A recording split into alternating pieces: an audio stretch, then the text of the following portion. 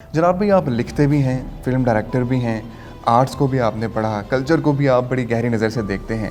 Ultimately आप क्या करना चाह रहे हैं? जब भी कोई भी शख्स मट्टी से जुड़ा होता है ना, तो वो अपनी मट्टी की रवायात, कल्चर और ज़ुबानों के ऊपर बड़ी गहरी नज़र रखता है। वो चाहता है कि ये कभी फरामोश ना हो, तो उनको फरामोश होने से बचाने के लिए वो उनके बारे में जानता है, तहकीक करता है। आप उर्दू कल्चरल वेब पोर्टल के ज़रिए इन तमाम चीज़ों को इकट्ठा करना चाह रहे हैं। बेसिकली ये जो वेब पोर्टल है, ये world largest Urdu culture web portal है। ये जो मैं आज बातें कर रहा हूँ ना, इसका क्रेडिट एक कासिम अली शाह और दूसरे खलील रहमान कमर साहब। कासिम अली शाह ने मुझे सोचना सिखाया, फिर उस सोच को डायरेक्शन जो दी, वो राइट वे पे जो लेके गए, वो खलील रहमान कमर साहब हैं।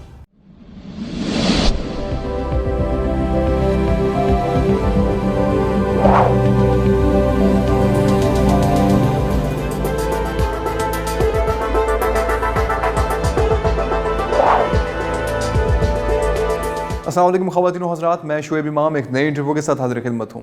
दोस्तों, हम में से बेशुमार नौजवान लड़के लड़कियाँ अपनी एक्टिंग के ज़रिए, अपनी आवाज़ के ज़रिए और अपने किसी भी टैलेंट के ज़रिए इस मुआशरे में पॉजिटिविटी को, मुस्बत पैगाम को फैलाना चाहते हैं। ऐसे ही एक नौजवान हमारे साथ मौजूद हैं जिन्होंने एक प्लेटफॉर्म के ज़रिए इस काम का आगाज़ किया है। आइए आपकी मुलाकात करवाते हैं CEO सुखन जनाब आगा जरार साहब से। जरार भाई, बहुत बहुत शुक्रिया आपकी तशरीफ़ आवरी का, आपने टाइम निकाला हमारे लिए।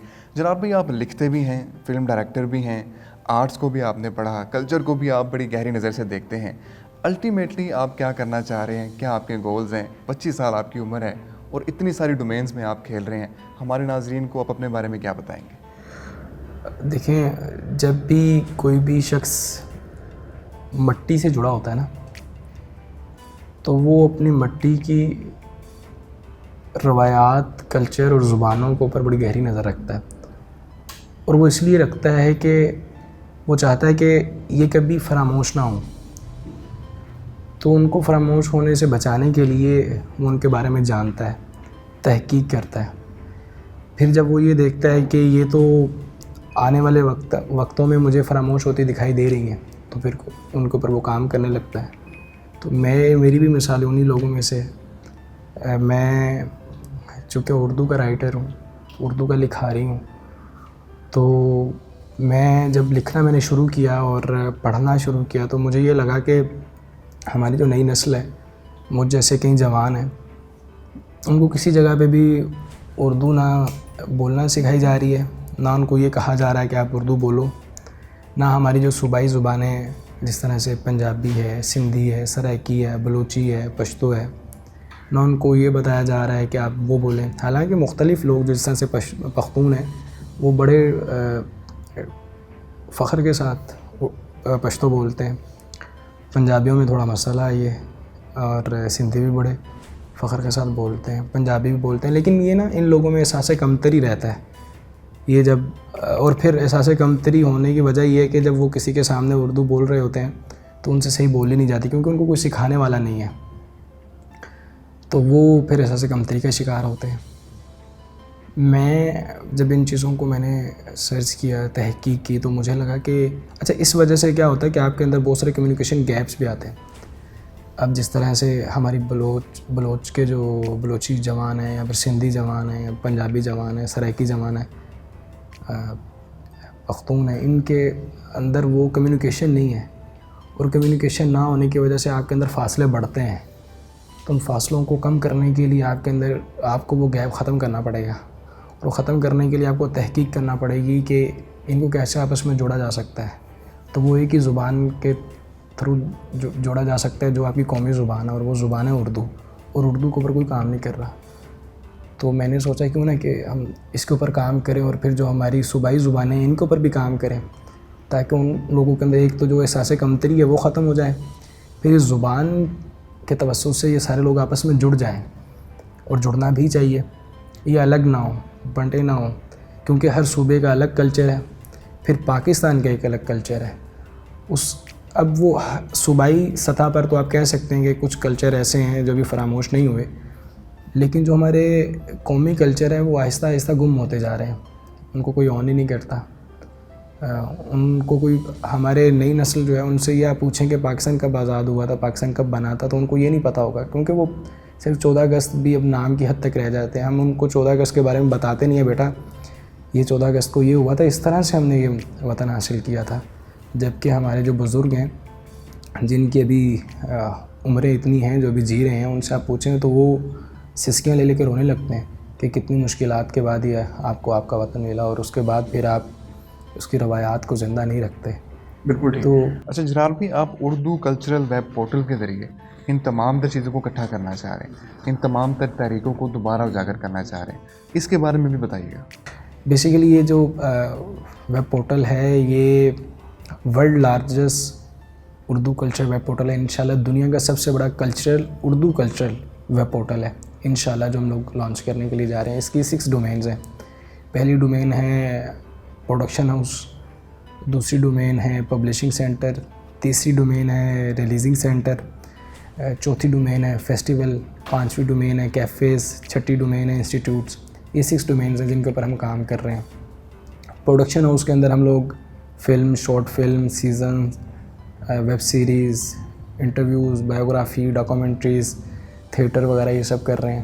پھر پبلشنگ ہاؤس میں ہم لوگ کیا کر رہے ہیں کہ ہم لوگ کتابیں چھاپ رہے ہیں, وہ انٹرنیشنل بکس جو ہمارے جوانوں کو پڑھنی چاہیے وہ ہم لوگ چھاپ رہے ہیں. اس کو پھر صوبائی زبانوں میں, اردو زبانوں کے اندر, پھر اس کو آڈیو اور ویڈیو میں, کیونکہ کچھ لوگ ہوتے ہیں جو پڑھنا نہیں جانتے, تو ہم لوگ آڈیو اور ویڈیو میں بھی وہ ریلیز کر رہے ہیں انشاءاللہ, پبلش کر رہے ہیں. آپ دیکھیں کہ کچھ جوان ہیں, اگر بلوچی جوان ہیں جو بکریاں چرا رہے ہیں, ان کے ساتھ آپ 5 منٹ گفتگو کریں, وہ ایسے ایسے فلسفے کی گفتگو کرے گا, آپ سر پکڑ کے بیٹھ جائیں گے, یار یہ اس بندے کے پاس اس گہرائی تک یہ سوچتا ہے, لیکن وہ بتانے والا نہیں ہے, سمجھانے والا نہیں ہے. پہلے اسکولوں میں ہمارے بچے کتنے جاتے ہیں آپ کو بھی پتہ ہے. تو ہم لوگوں کے لیے آسانی فراہم کر رہے ہیں کہ اگر جو ڈگری نہیں لے رہا, تو علم کا تعلق ڈگری سے نہیں ہے, تو وہ ان چیزوں سے سیکھے. پھر جو ہمارے نئے لکھاری ہیں ان کے لیے ایک پلیٹ فارم یہ لا رہے ہیں کہ کتابوں کی طرف لوگ بہت کم مائل ہو رہے ہیں, تو کیوں نہ ہم ان کو ایسی فیسلٹی دی جائے کہ وہ پڑھیں اور سنیں اور دیکھیں. یہ پبلشنگ سینٹر کا ہم کام کریں. پھر ریلیزنگ سینٹر کا ہم یہ کر رہے ہیں کہ کچھ لوگ ہوتے ہیں ان کے پاس کوئی ایسا پلیٹ فارم نہیں ہوتا, ایسے کوئی جگہ نہیں ہوتی جہاں پہ جا کے وہ خود کو پروموٹ کر سکیں, اپنے اندر جو ہنر چھپا ہوا ہے وہ دکھا سکیں. تو ہم ان لوگوں کے لیے یہ پلیٹ فارم کر رہے ہیں. مثال کے طور پر جو پروڈکشن کر رہے ہیں اس کے اندر ہم لوگ یونیورسٹیز سے جو مختلف ہمارے ایمبیسڈرز ہیں ان کے تھرو ہم اس میں ایکٹرز, اس کے علاوہ سنگر, ٹھیک ہے, یا پھر کوئی اور جس کا جو بھی فیلڈ سے جس کا تعلق ہے, جس شعبے سے بھی تعلق ہے, ان کو یہ سخن پلیٹ فارم مہیا کر رہے ہیں. اس کے بعد جو چوتھا ہمارا فیسٹیولز ہم لوگ کروا رہے ہیں. ہم پاکستان کے انشاءاللہ آگے آنے والے دنوں میں پاکستان کے ہر صوبے کے بڑے شہر کے اندر فیسٹیول کروا رہے ہیں, جیسے کراچی ہو گیا, کوئٹہ ہو گیا, لاہور ہو گیا, ملتان ہو گیا, اسلام آباد ہو گیا, ٹھیک ہے, پشاور ہو گیا. فیسٹیولز کروا رہے ہیں اور اس میں ہر صوبے سے پارٹیسپیشن دے رہے ہیں ایک دن کی, کہ وہ ایک دن اس طرح سے منایا جائے گا, اس طرح سے مختلف پلان کر رہے ہیں. پھر ہمارا آ جاتا ہے کیفیز. تو ہم لوگ کیفیز اس طرح سے بنا رہے ہیں کہ منی لائبریری ہوگی, اس کے اندر ہماری کتابوں کا آؤٹ لیٹ ہوگا, اندر اسکرینز لگی ہوں گی جہاں ہمارے اپ کمنگ پروجیکٹس آ رہے ہوں گے, اور جو بچوں سے ہم انٹرویوز کر رہے ہیں وہ وہاں پہ چلائے جائیں. پھر وہاں پہ اگر آپ کھانا کھائیں, اگر بک خریدنی ہے. یونیورسٹیز کے اندر ہوں گے؟ نہیں, یونیورسٹیز الگ ہیں, یہ 6 انسٹیٹیوٹس الگ ہیں. ٹھیک ہے. 5واں یہ ہے ہمارا پروجیکٹ. یہ انسٹیٹیوٹس وغیرہ الگ ہیں جو صرف اور صرف آپ کو آپ کی روایات, آپ کی زبانیں, آپ کا کلچر یہ پڑھائے گا. آپ کو پھر بتائے گا کہ آپ نے پروڈکشن کس طرح سے کرنی ہے. آپ اپنے کلچر کو بھولا نہیں. دیکھیں پوری دنیا, آپ ایران کو دیکھ لیں, ہمارے جو ارد گرد ممالک ہیں, ایران کو دیکھ لیں, ترکی کو دیکھ لیں, چائنا کو دیکھ لیں, جاپان کو دیکھ لیں, انڈیا کو دیکھ لیں, یہ اپنی روایات کے اوپر کام کر رہے ہیں. ہم نہیں کر رہے. ہمارا بجٹ آتا ہے گورنمنٹ کی طرف سے, واپس چلا جاتا ہے, تو کچھ یوٹیلائز نہیں کرتے. تو ہم لوگ کسی سے پیسے نہیں لے رہے, نہ گورنمنٹ ہمیں دے رہی ہے نہ کوئی اور ہمیں. ہم لوگ یہ خود کر رہے ہیں, کوئی فنڈیڈ آرگنائزیشن نہیں ہے, یہ ہم لوگ خود کر رہے ہیں الحمدللہ. اور اس کو ایک عرصہ دراز سے 8 سال ہو گئے اس کو کام کرتے ہوئے. ابھی چلیے لانچنگ کی طرف ہم لوگ جا رہے ہیں. جناب بھی آپ نے خلیل الرحمان قمر صاحب کے ساتھ بھی کام کیا, آپ اپنی شارٹ فلمز بھی بنا رہے ہیں. کام کر رہا ہوں میں, وہ استاد ہیں میرے. جی.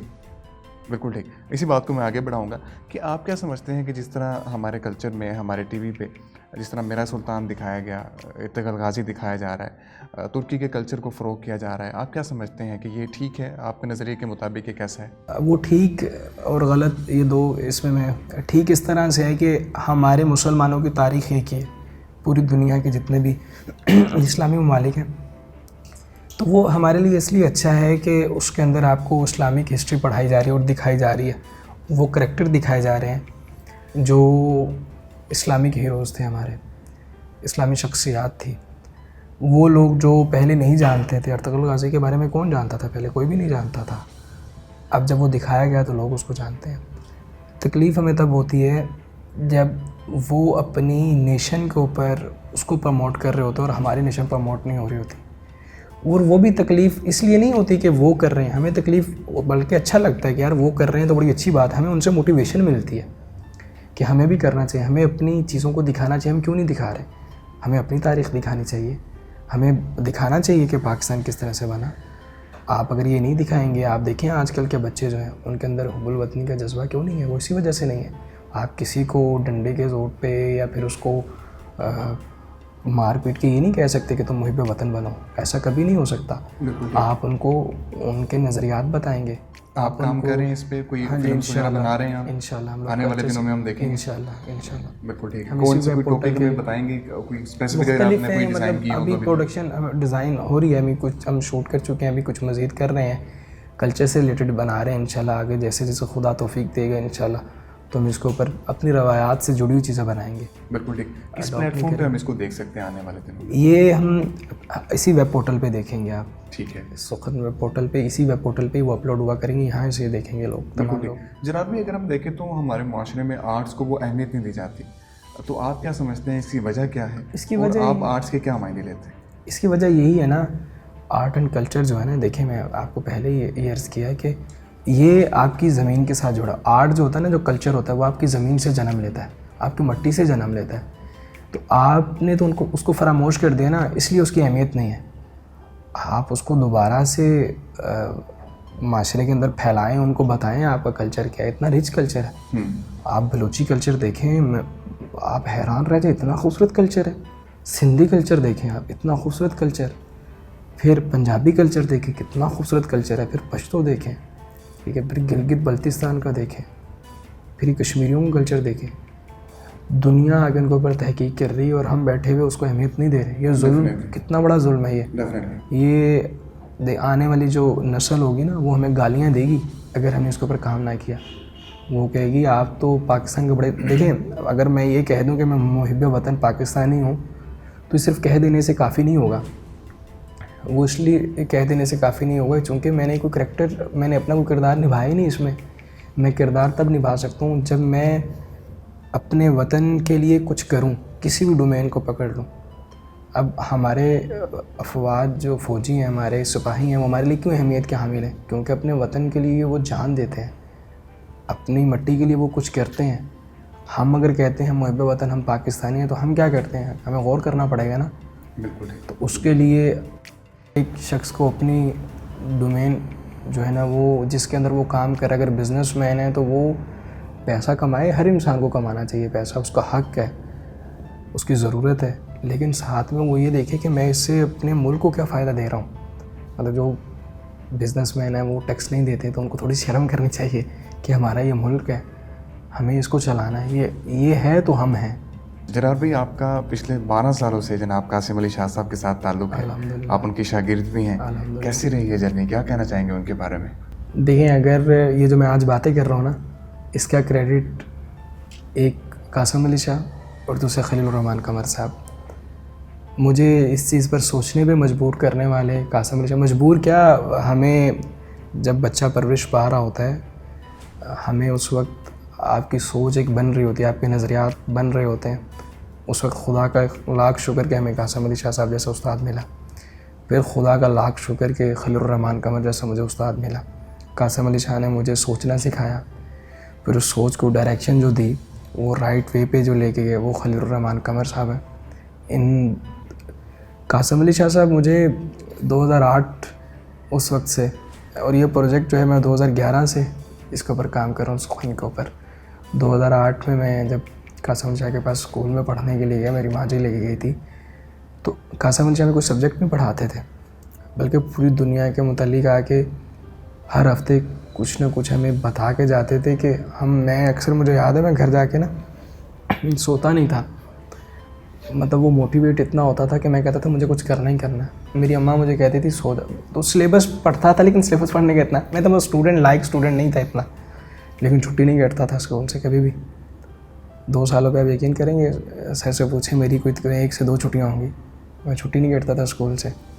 اور وہ اس وجہ سے نہیں کرتا تھا کہ مجھے وہاں جا کے نا ایک اپنائیت محسوس ہوتی تھی. مجھے پتہ لگتا تھا کہ یار میں اگر کائنات کی کوئی شے بھی اس دنیا میں آئی ہے نا تو وہ بیکار نہیں ہے, وہ کچھ کرنے کے لیے آئی ہے. اور یہ احساس مجھے وہاں اس انسٹیٹیوٹ سے ملتا تھا جہاں میں قاسم علی شاہ صاحب پڑھایا کرتے تھے.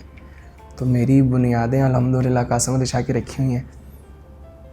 اس آگے جو چیزیں بنی ہیں خلیل الرحمن قمر صاحب نے, تو آپ اندازہ لگائیں کہ یہ پھر وہ تناور درخت کیوں نہ بنے کہ جن کی بنیادیں اتنی مضبوط ہوں. بالکل, اس لیے میں اپنی نظریات میں بڑا پکا ہوں الحمدللہ. بالکل ٹھیک. وہ کون سی خصوصیات ہیں جو آپ پرٹیکولرلی سمجھتے ہیں کہ مجھے یہ ٹرانسفر ہوئی ہیں شاہ صاحب کی طرف سے؟ محب وطن اور بھلائی, آنیسٹی, اور کسی کو مسل کے آگے نہیں نکلنا. آپ نے وہ کام, اگر کسی کی ہار سے آپ کی جیت ہوتی ہے تو وہ آپ کی جیت نہیں ہے. ٹھیک ہے, مجھے یہ سب چیزیں انہی سے ملی الحمدللہ کہ یار میں نے یہ چیزیں کر رہا ہوں میں, تو اس کا سارا کریڈٹ قاسم علی شاہ کو جاتا ہے. پھر مطلب یہ کم لوگ سوچتے ہیں ایسا, اور میرے خیال سے تو قاسم علی شاہ صاحب کے جتنے بھی اس وقت طالب علم ہیں جو ان کے شاگرد رہ چکے ہیں وہ ایسے ہی سوچتے ہوں گے یقیناً, کیونکہ انہوں نے اپنے بچوں پہ محنت کی اور بہت محنت کی. مطلب اگر یہ قاسم علی شاہ صاحب مجھے خدا نہ خواستہ اللہ نہ کرتے اگر مجھے نہ ملے ہوتے تو میں آج یہ اتنے بڑے پروجیکٹ کے بارے میں سوچتا ہوتا تھا کہ میں نے کرنا ہے. 8 سال لگ گئے مجھے اس کو یہ اس شکل میں لاتے ہوئے کہ میں اب اس کو لانچنگ کی طرف جا رہا ہوں. تو یہ جو میری استقامت ہے یہ صرف وہ نظریات کی بیس پہ, اور نظریات جو ہے وہ اس وقت قاسم علی شاہ صاحب ہمارے دینے والے تھے, بتانے والے تھے, سکھانے والے تھے. بالکل ٹھیک. بہت بہت شکریہ جناب بھی آپ کی تشریف آوری کا, آپ نے ٹائم نکالا ہمارے لیے. اللہ تعالیٰ آپ کو کامیابیاں دے آپ کے تمام تر عزائم میں. انٹرویو دیکھنے کا بہت بہت شکریہ.